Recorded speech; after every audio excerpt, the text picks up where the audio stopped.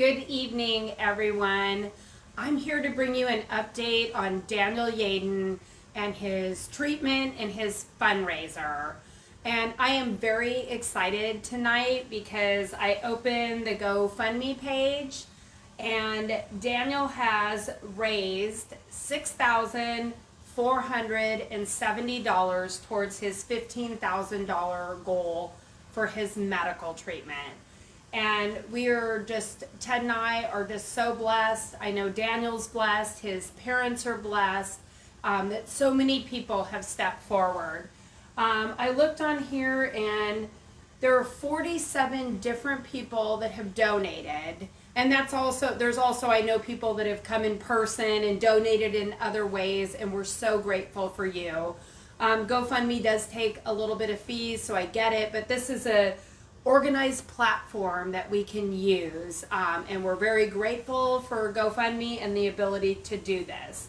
So 263 people shared Dan's fundraiser, and I was just talking to my husband and my son about that right before I went on and thought, what a tribute to the Yeadon family and the foundation they have laid in our community, because 263 separate people thought that this was a worthy cause.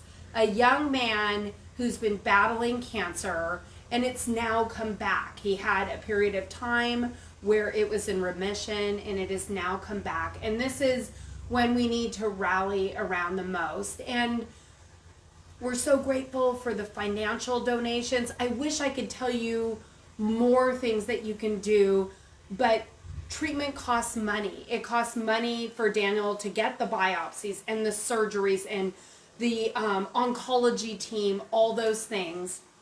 So I just want to thank you for your donations up to this point.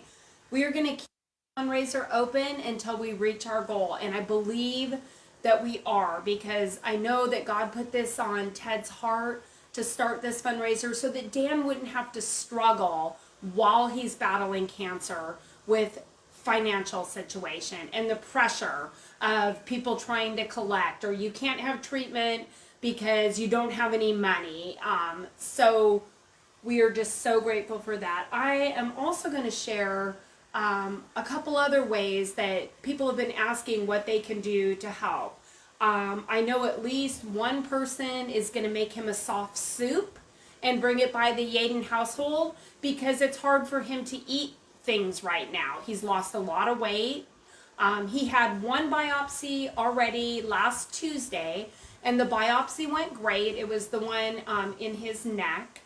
But he was in pain all week. It's a tough recovery. That is a very sensitive spot, and it's hard to eat and drink. I checked in, and Dan is having another biopsy on a different part of his body. The tumors are in 3 places. So they have to do another biopsy tomorrow, and then there will be a third one. And I believe once they know exactly what type of cancer, then they can put together a treatment plan. If surgery can be involved, if radiation and chemo can be involved. I know the one up here is close to the carotid artery. It's wrapped. So it's a very complicated situation. But one thing I do know, we serve a big God. We serve a loving God.